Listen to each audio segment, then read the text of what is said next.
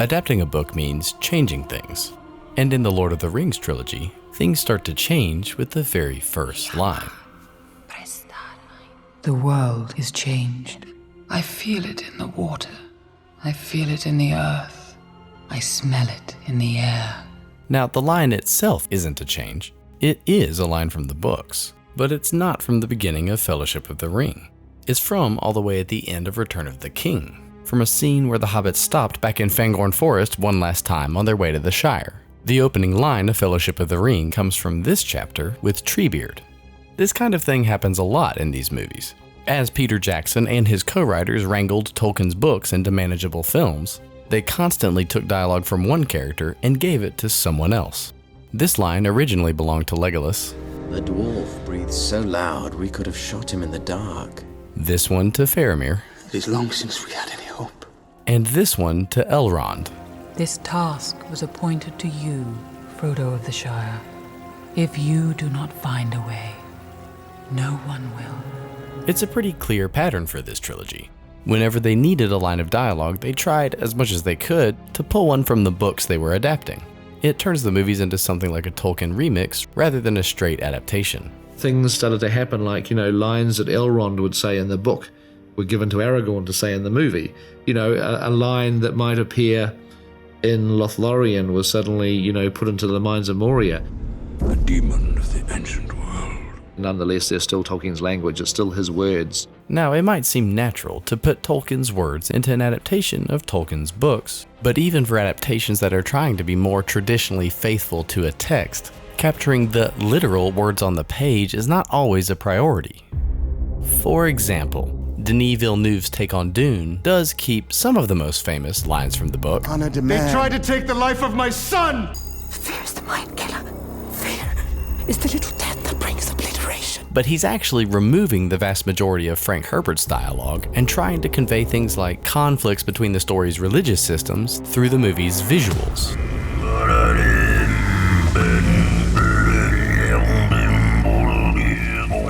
Turning a book's text into visuals is obviously a pretty fair way to go about getting it on screen. Jackson did a lot of this too, like when he made Sauron's far-seeing eye an actual fiery eyeball sitting at the top of a tower. But nearly as often, Jackson would take the book's descriptions and visuals and put them back into the movies as spoken dialogue. Have you ever seen it, Aragorn? White Tower of Ecthelion, glimmering like a spike of pearl and silver. Its banners caught high in a morning breeze. Have you ever been called home by the clear ringing of silver trumpets? The grey rain curtain of this world rolls back, and all turns to silver glass. And then you see it. See what? White shores. And beyond, a far green country, and a swift sunrise. Even some of the book's chapter titles get said aloud in these movies. Riddles in the dark. Shortcut to what? The mushrooms! To the bridge of Khazad-dûm. Now, a full list of these examples could go on for quite a while, and it still wouldn't add up to create an entire essay. Like butter scraped over too much bread. But all of this is pointing to a fundamental reality. Adapting a book like Lord of the Rings into a movie is very complicated. Even though these are all Tolkien's words, the way they've been remixed and rearranged throughout this trilogy shows a lot of things had to change. Which is why Tolkien fans have been debating whether the Lord of the Rings trilogy constitutes a good adaptation since 2001. It's a debate that's become a little more mainstream recently because Amazon is in the middle of releasing Rings of Power, technically a Tolkien adaptation. Technically. Sauron lives! Because of you! Look, there's no point to talking about this show, except to point out that, aside from issues of basic quality, a lot of the complaints people have about Rings of Power could easily apply to the Peter Jackson movies. Complaints like how accurate they are to the lore, or the characters, or the plot points of the source material. Each of them areas in which the Jackson movies take their own liberties. The dialogue in these movies may be filled with Tolkien's words, but a lot of what happens in them doesn't feel like anything he ever would have written. And there's no reason to avoid talking about those issues. Oh, come on, we can take them!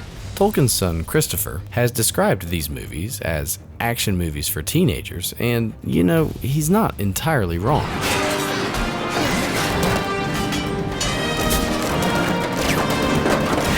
The movies spend way more time on scenes of combat than the books did, and even more to Christopher's point, regularly add action beats to scenes that didn't really need them. Wizard, stop! A sort of high-minded complaint you could make about all this is that the overusage of action scenes starts to cheapen their impact on the story. A more basic complaint you might have is that some of these scenes just aren't that good. But probably the real issue is that all this fighting just takes up time that could have been spent elsewhere. For instance, it could have been spent on the Scouring of the Shire, which was a fairly big sequence at the end of Return of the King. The hobbits finally make it back to the Shire, only to discover that Saruman and the war have beat them to it. Obviously, including it would have prolonged the ending of Return of the King even more, and the story of Frodo and the Ring is the focus of the movies. But still, you can't change things without changing things. When you lose something as crucial as the Scouring of the Shire, you lose the meaning it brought to the story. Lord of the Rings was saying something important here, and now it's not. And that's not the only meaning that went missing. The skill of the elves can reforge the Sword of Kings, but only you have the power to wield it. I do not want that power. I have never wanted it. Aragorn's reluctance to assume his rightful place on the throne of Gondor is completely invented for the movies. In the book, he's already carrying around a Isildur sword, already planning to retake the throne, and simply biding his time until the right moment to reveal himself. Losing all of this affects the story because Aragorn is really meant to convey the traits of the perfect king. So when the movie shows him initially despising his right to rule, it inadvertently suggests that a perfect king wouldn't want to be king. You are Isildur's heir, not Isildur himself. The same blood flows in my veins. Same weakness. The extended editions have a more complete view of Aragorn's character, not just because they include some more of Tolkien's ideas about him, but because they also more clearly contextualize his reluctance as a result of his feeling a greater kinship with the world of elves than the world of men. There is no strength in Gondor that can avail us. You were quick enough to trust the elves. And also emphasize that even among men he's set apart. You are one of the Dunedain, a descendant of Numenor, blessed with long life. Even though this whole arc has been invented for the movies, they do set it up well and pay it off in important ways. Then I shall die as one of them. Of course, well structured or not, some of the meaning is just lost. You can't change things without changing things. But still, it's nice that the extended editions put some of Tolkien's textures back in, like his idea that Aragorn retaking the throne is part of a grand conspiracy woven by Gandalf. The heir of Numenor still lives. In fact, it's illuminating to watch the extended editions, because you see just how many times Jackson went out of his way to include character beats, bits of backstory, dialogue, and descriptions straight from the pages of Tolkien's books. The Hobbit's early encounter with the enigmatic forest being Tom Bombadil was never going to make it into this trilogy. He's great, but taking a detour away from the tension with the Ringwraiths, just as the adventure is getting started, is the sort of thing that's a lot more likely to kill the pacing of a movie than the pacing of a book. But anyway, if you watch the extended editions, you may have noticed they put some of Tom Bombadil's singing back into this otherwise frivolous scene with Treebeard. You should not be waking. Eat earth, dig deep, drink water, go to sleep. It gets some of that flavor back into the movies, even if it doesn't add anything to the plot. The way the extended editions include so much of Tolkien's poetry and songs should be a pretty solid indication of how much Jackson wanted his voice to stay in these movies. The finest rockets ever seen.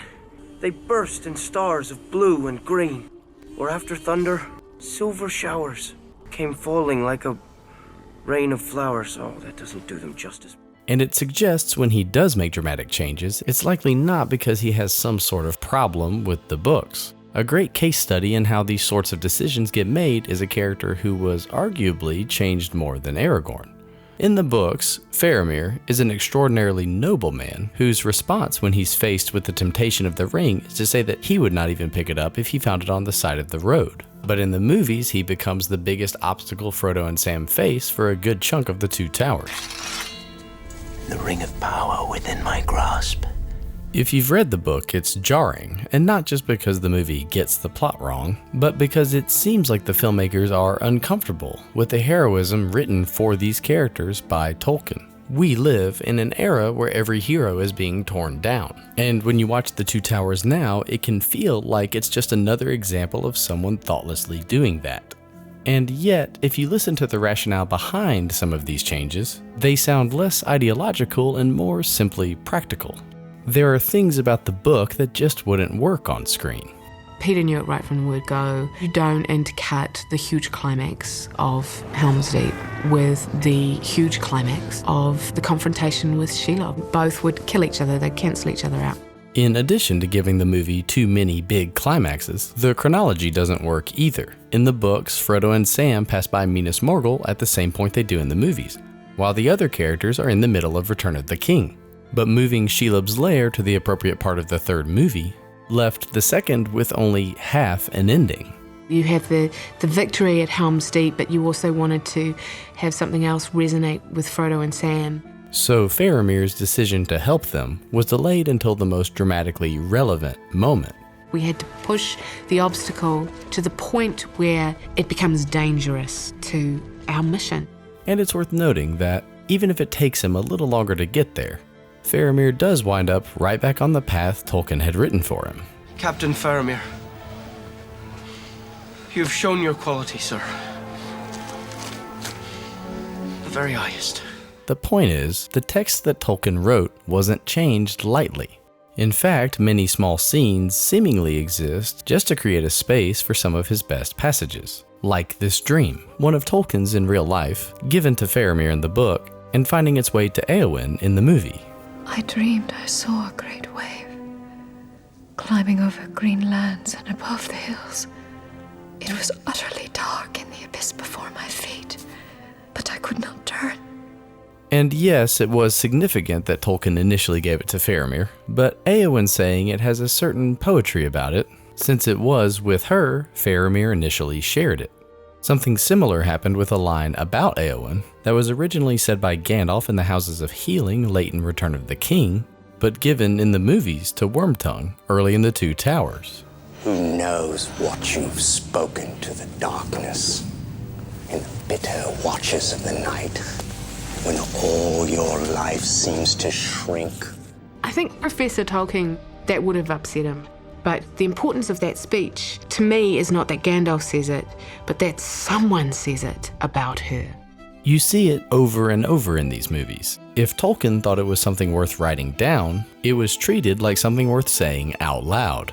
It's why the writing process didn't result in the movies drifting further and further from his work, but rather becoming more and more faithful. Every draft that we wrote, it became closer and closer to what was in the book. It became nearer to Tolkien. They tried a lot of different things, and sometimes they thought of going in a different direction from the book. And every time they tried to do that, gradually they find that actually Tolkien knew what he was doing.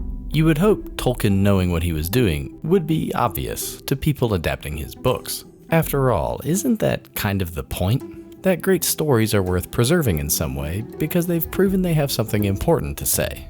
But of course, we all know that's an increasingly rare attitude. More common is the belief that old stories need to be fixed, or to just see them as IP that can serve as a springboard for new and better ideas. My abiding images of seeing Peter early in the morning with unkempt hair, poring over Tolkien. Everybody was respectful of Tolkien. Even at the end, the last day, you'd see copies laying around the set. These movies are great because Tolkien's writing was great.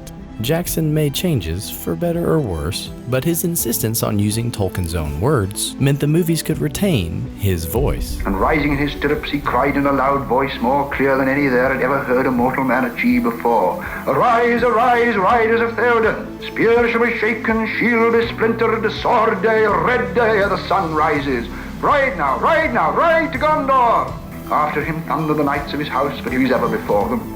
And he was born upon snow made like a god of old, even as Oromir the Great in the battle of the Valar when the world was young. And darkness was removed, and the hosts of Mordor wailed, and a terror overtook them. And then all the host of Rohan burst into song, and they sang as they slew, for the joy of battle was on them. It's hard for an artist to be humble, to ignore that voice that says adapting something means it's mine, and that the person the world really needs to hear from is me. As filmmakers, as writers, we had no interest whatsoever in putting our junk, our baggage into these movies. We just thought we should take what Tolkien cared about clearly, we should take those and we should put them into the film. This should ultimately be Tolkien's film, it shouldn't be ours.